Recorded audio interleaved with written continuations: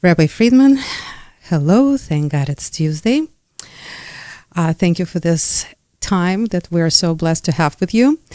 And the topic that we want to raise with you today, and we have a very, very good reason for it, is evolution of women. What is the role of women in our society?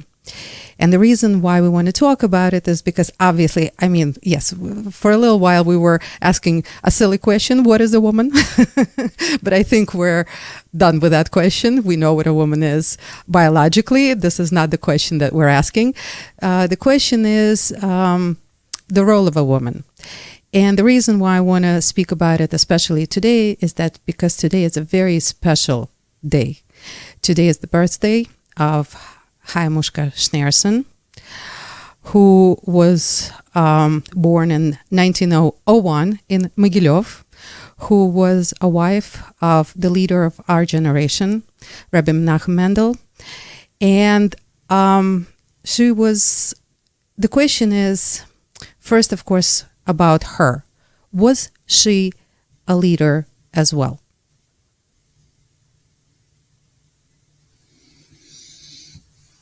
I think the answer would be yes. She is a leader behind the scenes, which, the king maker is more powerful than the king himself. Even though you don't hear about the king maker, all you hear about is the king. So without being obvious, she controlled everything. Literally, she made the Rebbe, because the argument that finally convinced the Rebbe to become Rebbe was her argument that if you don't do it, my father's legacy will be wasted, will come to an end. So she made him into a Rebbe, in a sense, right? And then she allowed him to be Rebbe. And she nurtured the Rebbe in him, like any wife. So absolutely.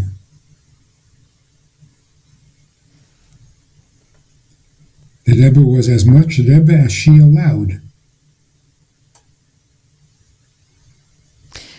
And she allowed it to an amazing degree. So this actually does bring us to today's topic, the role of a woman in today's society, because the evolution has been tremendous. Women are no longer homemakers.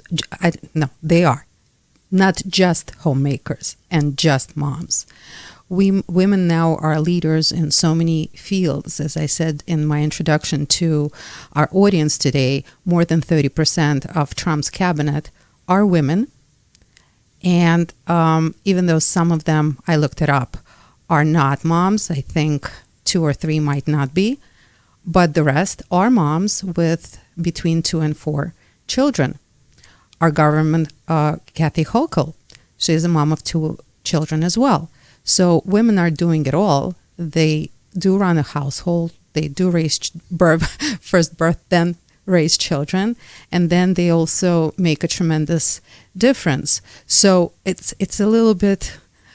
So the question is, what is a role of a woman in today's society? Because that seems to be as confusing as everything else. What are we?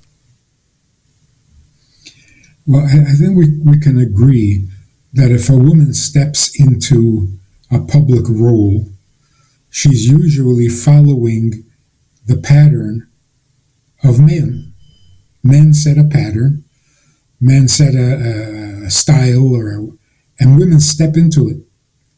And that's not good. We don't need women to be men. Women need to be women. So if they step into that responsible position, they should do it as women, not like the men. they should be nurturing the society exactly the same way they nurture their child. Because if they don't, then the danger is they treat their child like they treat their voters. That's bad news. Rabbi Friedman, we need to unpack this one a little bit. So let's say we're talking about Tulsi Gabbard, who is the Director of National Intelligence. Okay, how can she run national intelligence as a woman? So again, let's agree that if she can't do it as a woman, then she shouldn't do it. She should not sacrifice her femininity. Ever. Otherwise, you're not championing women. You're telling women to stop being women if they want to amount to anything. What a nasty statement. You don't ask men to give up their masculinity. I mean, for the job. Men are asked to give up their masculinity to be married, which is a disaster. So, women should be women in whatever they do. So, can you be nurturing as head of the CIA or FBI? Or do you have to be a...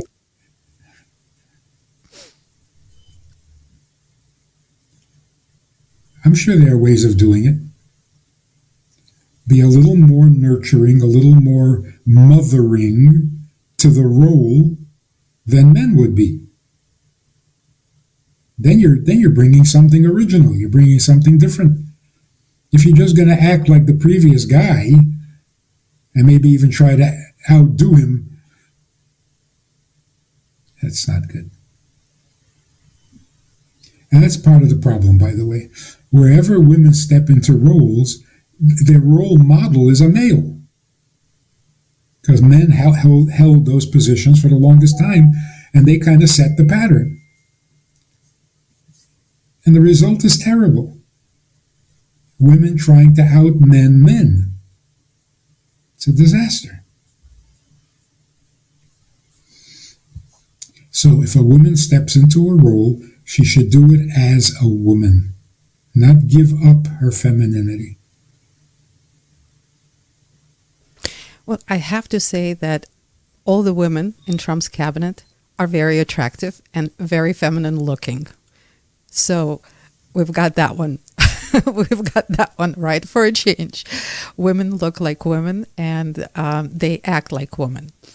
But how do you run a serious department like Pam Bondi does as the Attorney General or Tulsi Gabbard? How do you run those extremely serious departments that answer to so many problems, that are answers to so many problems, and run pretty much the United States of America? How do you do it in a feminine manner? Well, it could be that some roles are really meant to be masculine, and they don't accommodate feminine characteristics. I don't know, should a woman be an executioner?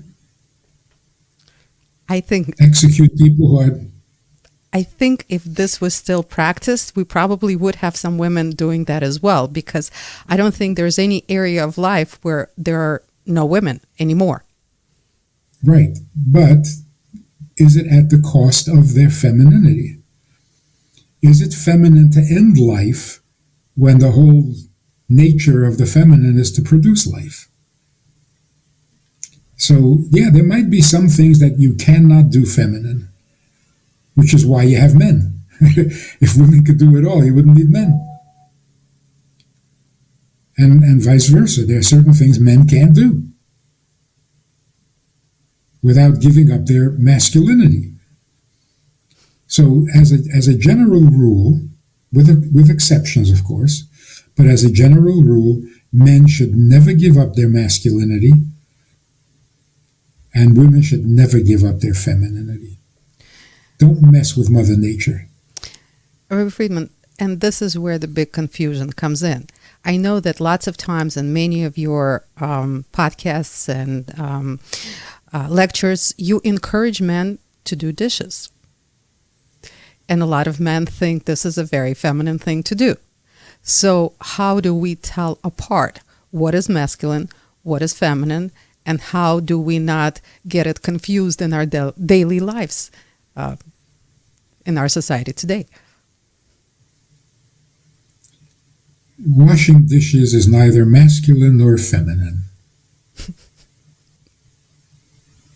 A monkey can do it too. A machine can do it too. So it's neither masculine nor feminine. When a woman washes her dishes, it's because she's a nurturer, hopefully. And it's part of nurturing is maintaining the home. When a man washes dishes, is because he is a considerate provider for his wife, and he's providing a break from the washing of the dishes. Very different personalities. Right? But the washing the dishes themselves is neither here nor it's neither one or the other. And the same is true with most jobs. Being a CEO of a company is not masculine.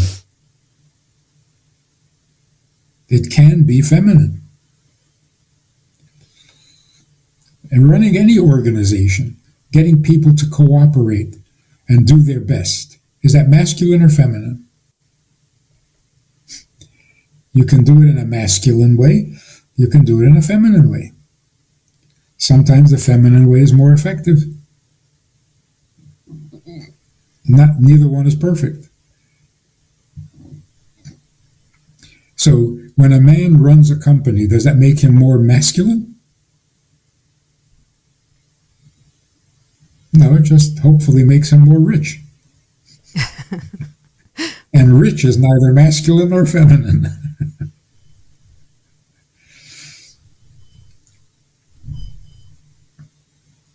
Here's the main thing. If we were really, I'm not what the word is, if we were true to nature, running a big company is not a personal achievement. There are certain rules, there are certain ways in which you run a company, in which you get people to cooperate and work as a team and so on. When your ego gets involved, I want it my way, you're corrupting the whole system. The ego should never be part of it. Do what needs to be done and do it the way it works best and the right way. Morally correct, technologically correct. Follow the reality. Don't make it personal. When a certain job becomes masculine, you're distorting it. It's neither masculine nor feminine. If you have to be the tough guy, you're not doing the right thing anymore. You're trying to make it work by being you. That doesn't work. So you have to have a certain humility that allows you to simply do what needs to be done, not do it my way. That song is a horrible song.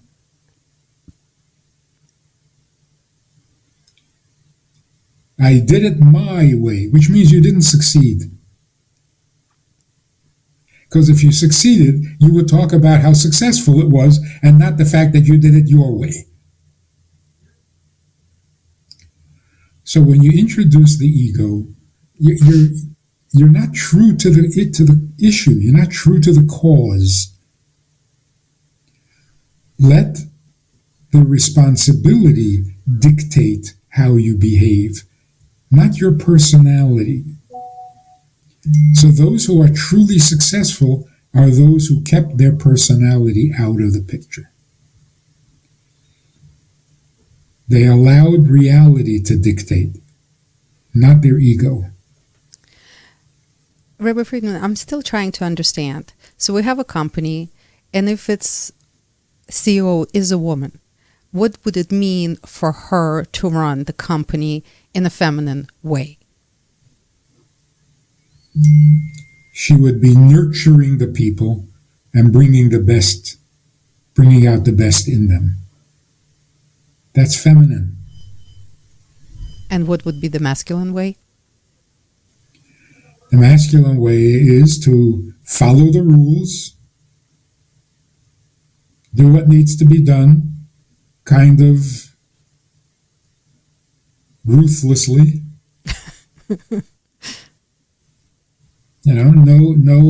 No compromises. This is how it has to be done, and that's how you do it. But not because I say so.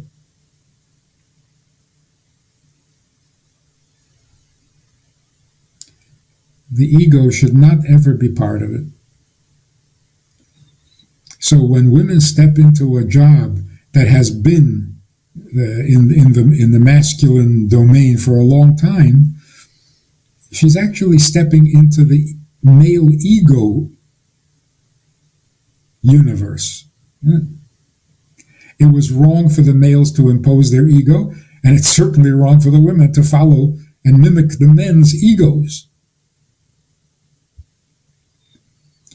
So it takes a certain wisdom, maturity, for a woman to be a woman in what used to be the roles of men.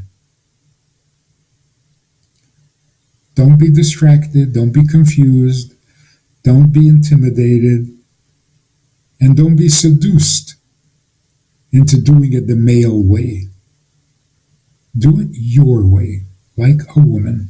Like you raise your children, that's how you should nurture your company, so that your life is not divided. Your life has one theme. You nurture your children and you nurture the company. Rabbi Friedman, can we bring a little bit of Kabbalah into this? So there's two energies. The male, what I want to speak, the aspect that I want to bring up right now is that male are known to be ruled by the intellect, and the women are by emotions. Well, at least that's what I learned. If I didn't learn it the correct way, please correct me anytime. So men come to a job with more of a cold mind, and women are more with an emotion and heart. Is it still true today, or is it something that has evolved from when we have found out about it, from the Kabbalistic aspect to where we are right now? Absolutely still true. Because what is natural doesn't change.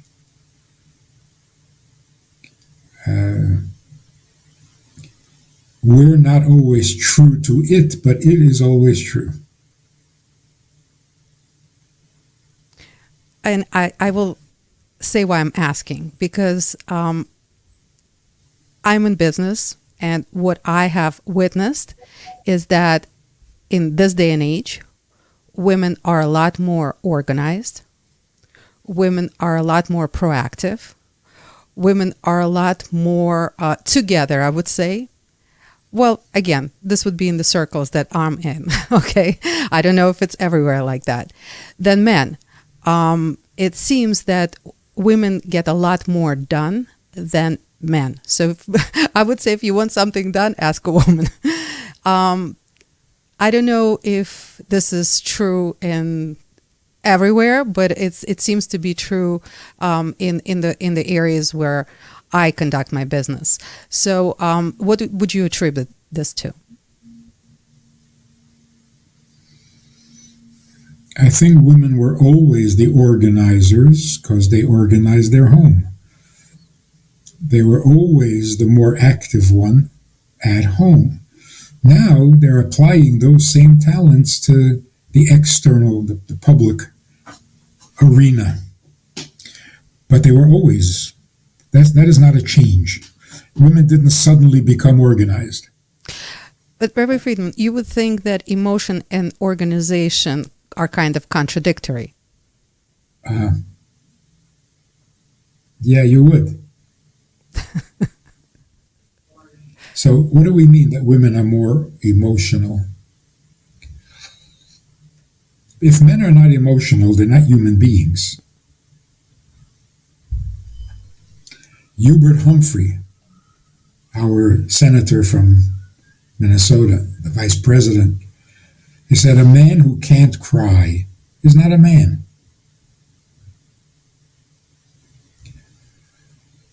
But in a man, the process is that you start with your head and inspire your heart. So the emotion comes from the mind. With women, it's the opposite.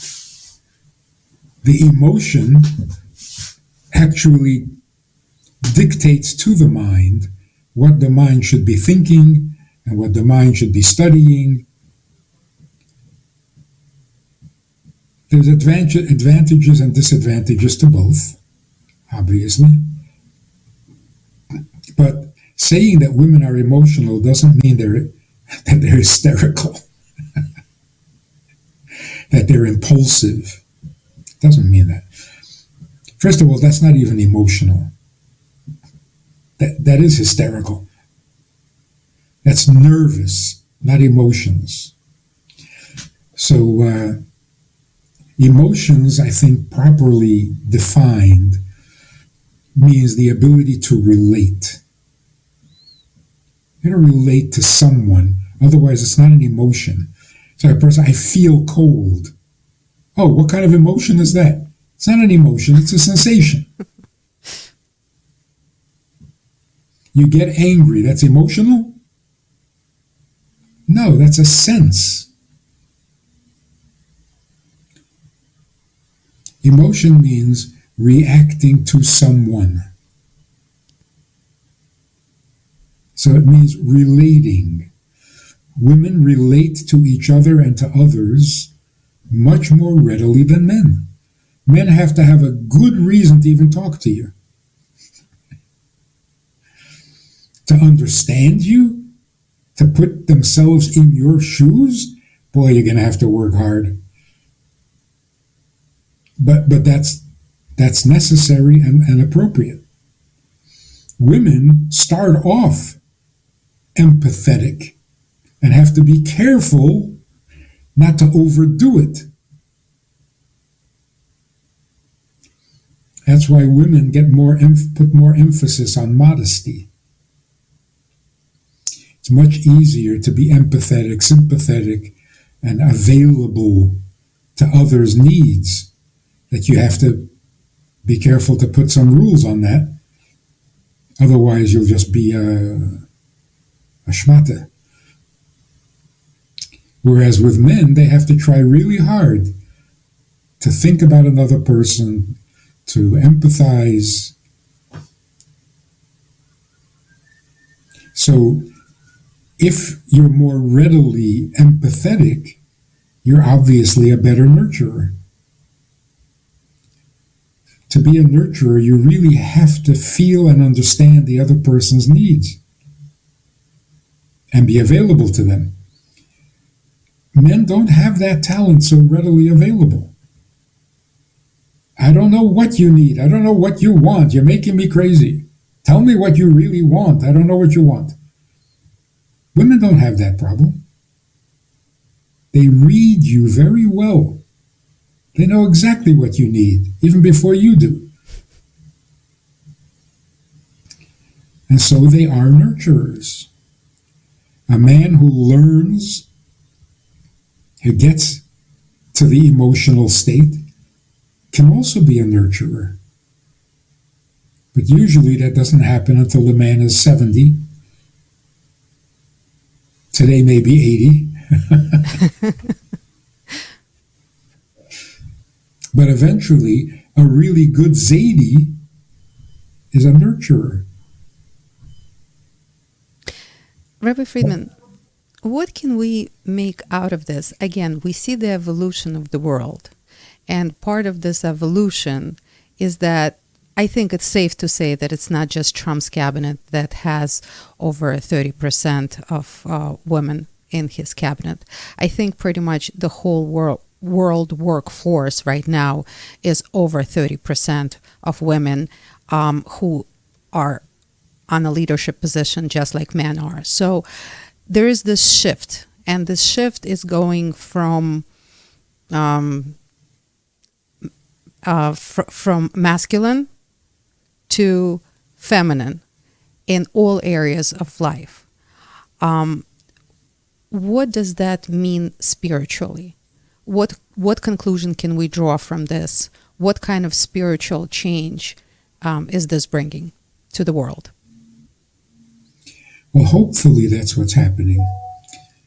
So again, the fact that women are now in positions of authority and power doesn't mean they're making it more feminine. They should. But that's a talent. That's a real, you need real wisdom for that. I mean, Golda Meir sat at meetings with her cabinet and they're all smoking cigars, so she also smoked cigars. Like, don't do that. But she also cooked for them. She also baked and cooked and fed them. Does that make it feminine? There's your comfort. So the fact that there are women who are heads of countries doesn't necessarily mean they're bringing their feminine talents. It would be nice if they did. But in order for that to happen, I think we need to be absolutely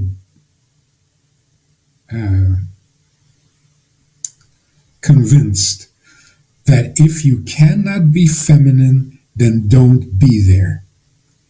Do never sacrifice your femininity to the job. It's going to be a disaster. No one wins in the end. The company doesn't benefit because you're not bringing anything feminine, and eventually you can't stand yourself because you're feminine. And don't mess with Mother Nature. So, it is more important for men to be masculine than to be the heads of a company. And it is more important for women to be feminine than to be the president or the prime minister of a country. If you have that conviction, then maybe you can do it. Be feminine even in those positions. But if you can't, then let somebody else do it. Don't sacrifice yourself on the altar. It doesn't pay. All right, so before Mashiach comes, the feminine qualities will be more powerful, more necessary, more relevant than the masculine. Until Mashiach comes, the masculine is pretty much the necessary and the more effective approach. The woman nurtures because she sees what is precious and good and wants to make more of it. A man is a provider because he instinctively knows what's missing and what's wrong, and he wants to correct it.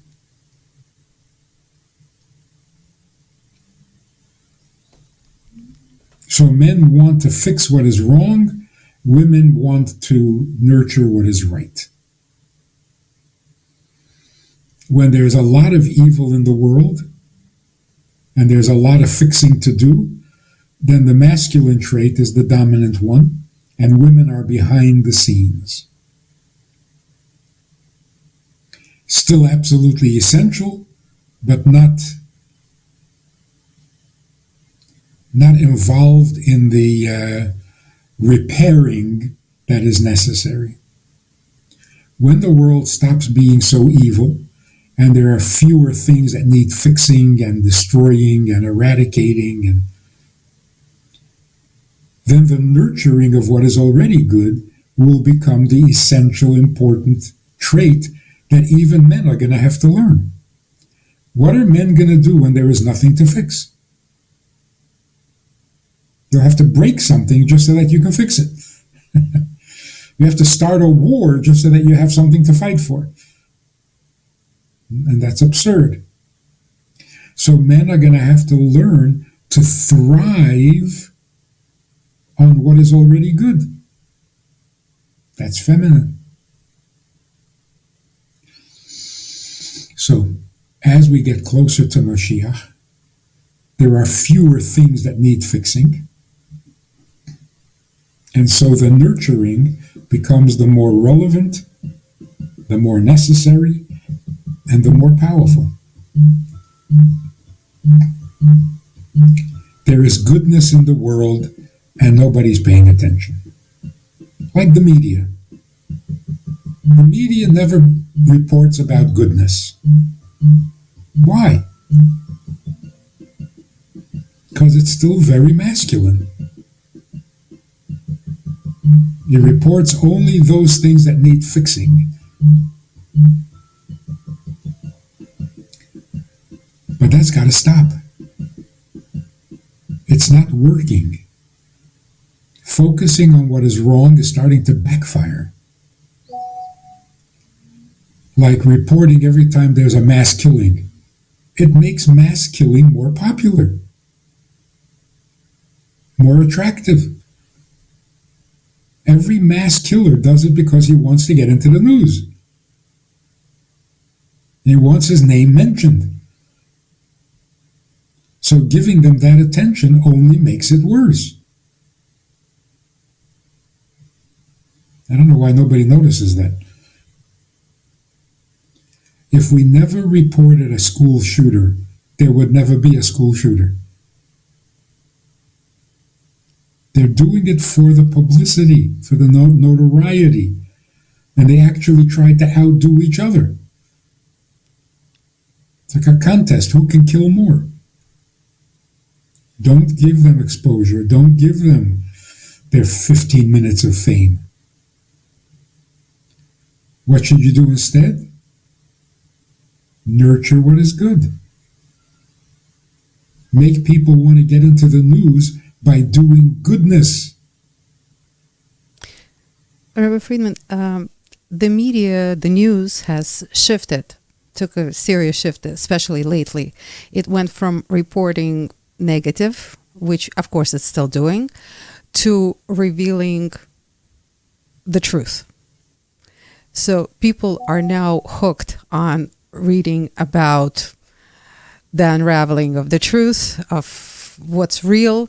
This is the movement in the news, and that's why the mainstream media is no longer as popular as some of the, it's still called conspiracy theories, but it's, I'm not sure that we should continue calling it that.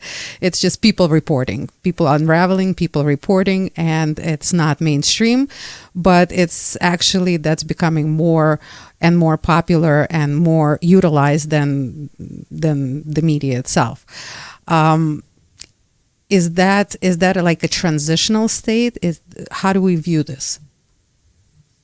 It is a transition, but it's neither male nor female. Truth and honesty is not masculine, it's not feminine. So the truth coming out is simply a natural phenomenon that has no gender. The hardest part of it, by the way, and we've been talking about this for almost 4 years, that the truth will come out. The hidden evils and the hidden good will all be revealed. Now, obviously, the most difficult part is seeing the evil in ourselves. We're seeing it clearly in everybody else. In the government, and the departments of the government, and in religions, we see the evil. It's so clear, it's so blatant. except for those who are in it. The evil in ourselves we're still not seeing. That's the final stage. When everyone can see the evil that they're bringing, instead of seeing the evil in everything else. So, for example, how evil are some authorities in Israel? When it gets revealed, it's going to be horrible. We don't want to see that. It's the last thing we want to see. And what's going to happen when the evils of Islam are finally recognized by Muslims? That's the final stage. When those evils are revealed, then the healing absolutely must begin, will begin, because what choice is there? So the truth will come out because it has to. And I'm not even sure who can claim credit for the truth coming out. The whistleblowers? No.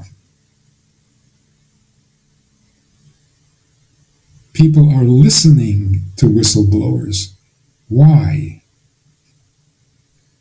Because it's time for truth. It's just time. I don't know what it is. No one can take credit for it. Trump can take credit for coining the phrase fake news. But is that what stopped the fake news? No. So the truth is coming out because the truth has to come out. No one can claim that they made it happen. And it's not masculine, it's not feminine. Once the truth is out, then you're going to have both masculine reaction and feminine reaction. Some victims are going to need to be nurtured, and some are going to need to be eliminated, removed. So,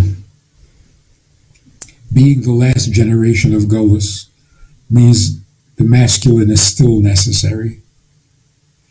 And being the first generation of Geula means that the feminine is becoming much more important. So women should definitely, absolutely become more nurturing, not less, in anything they do. And if the position doesn't allow nurturing, then it's not for you. Don't sacrifice yourself. It's not worth it. There are men who can do that job without sacrifice. So the beauty of it is women should be proud of being women, not proud of the fact that they can be something other than feminine, even though they can. But what's the point of that? There already are men. So let them do their thing. So and that also is part of truth being obvious. Be true to who you are. No need for compromising yourself or sacrificing yourself. The same thing with Jews and non-Jews. When a Jew is marrying a non-Jew, one of my arguments is they don't need you to become a non-Jew. There are plenty of non-Jews in the world. They really don't need you.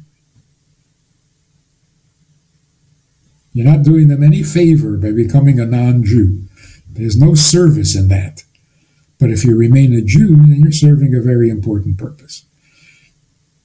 So if there's a need for another non-Jew, the non-Jews will provide it. You don't give up what you are and produce nothing useful to who you aren't.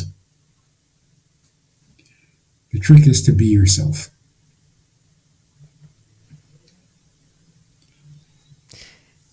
the clarity seems to be simple and almost at hand, but we can't grasp it just yet. We're close, but not there yet.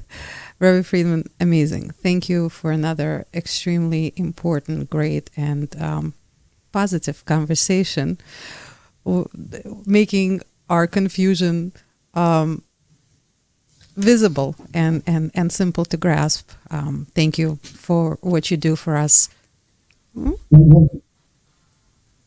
So sorry about that. One final way of putting it, Yes. maybe clarifies it even more. The workplace, in many, many instances, is a very stressful atmosphere. It's a rat race. It's dog eat dog. It's greedy. It's competitive. It's nasty. If a woman comes into the picture, you would expect that to change. Why are we competing? Why can't we nurture? You can succeed by competing, or you can succeed by nurturing. So what's with all the stress, and what's with all the competition, and what's with all the posturing and the macho? Stop. Nurture each other, nurture the product, nurture the customer. You'll be very successful. And you won't have to be popping anti-anxiety pills. But if you just step into the rat race and become part of the rat race, what good are you doing anyone? And what are you doing to yourself? Can the workplace become a nurturing environment? Sure it can. And that's the only reason for a woman to step in there. Hopefully that message will catch on. It would be great. It would be great for everybody. Rabbi Friedman, thank you so much. Thank you for your time, your inspiration, your clarity, your wisdom that you bring to the world daily in all your lectures, podcasts, and organizations that are following your lead. And thank you so much for Beis Han especially. And just thank you for everything that you do, and for this priceless time that you allocate for us on Tuesdays during our program. Thank God it's Tuesday, because this is what we're so grateful for. And thank you so much, and looking forward to our next conversation. I think recognizing evil within ourselves is a great topic that needs to be more opened and more better understood, because I think this is where the holdup is. Thank you so much for pointing it out today, and so looking forward to more of your wisdom, hopefully next week, and hopefully we'll have a lot of good news to share as well. Thank you so much.